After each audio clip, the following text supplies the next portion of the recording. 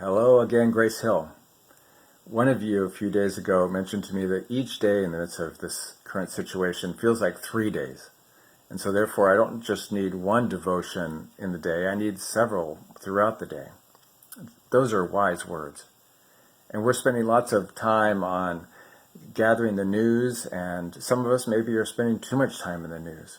We need to know what's going on, absolutely. But we also need to know the Lord, to know that Jesus is near and that he has everything in control no matter what happens.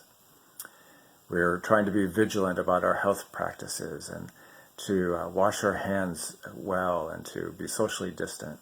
But we also need to spend time sitting at Jesus' feet and hearing his voice and expressing to him our needs.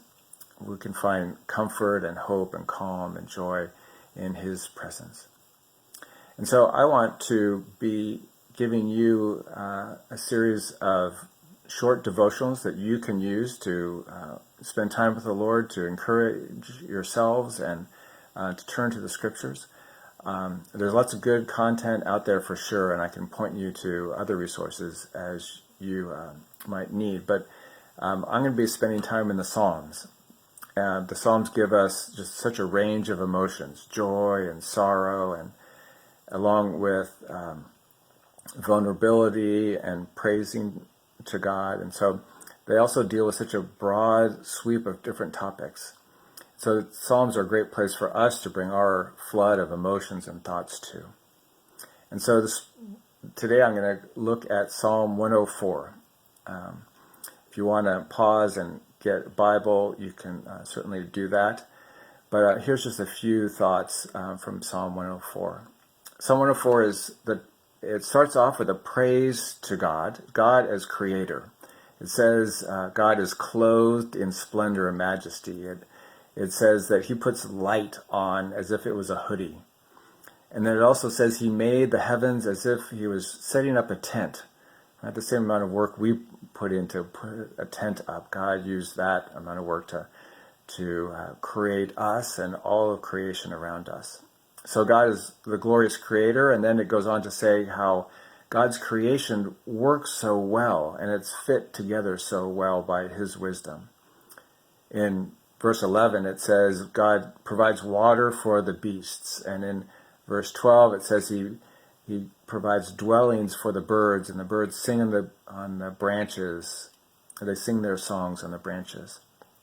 And then in 13, it says God waters the earth, and in 14, he makes it work out so that we can cultivate plants and vegetables, and they grow and produce the fruit, and they provide food for us. And even verse 15 says, they provide the materials for us even so that we can make wine and oil and bread.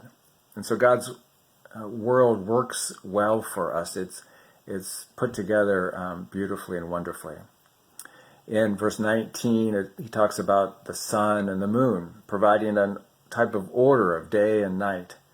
And then in verse 22, it says the sun rises up and the beasts go back to their caves. And in verse 23, humans get up and go to work.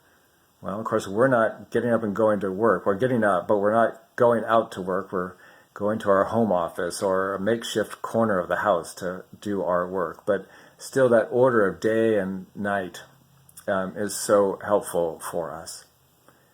And then in verse 27 to 30, it speaks of how all creation and we are dependent upon God.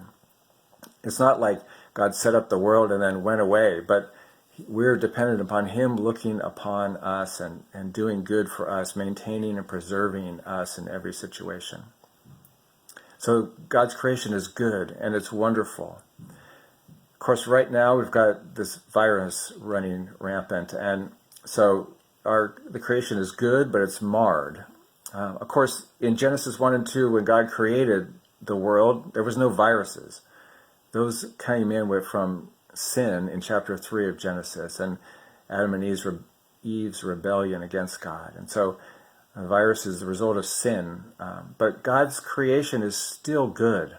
There's still so much goodness here. And so I encourage you to look out your window, go for a walk alone, and see the beauty of his creation. I can even right now hear the birds singing their songs as they sit on the trees outside my window. So God's creation is a good place. So the psalm ends with, in verse 31, praise to God, giving him glory and thanks for who he is and what he's done. And then in verse 33 and 34, our response to him, a response of love and a response of commitment, of dependence upon him, of acknowledging him in all things. And so I just hope that Psalm 104 might be of encouragement to you to see God as our good creator who knows us and sustains us, and it's good for us to sit at his feet and to cry out to him to help us in every situation. Okay, more next time.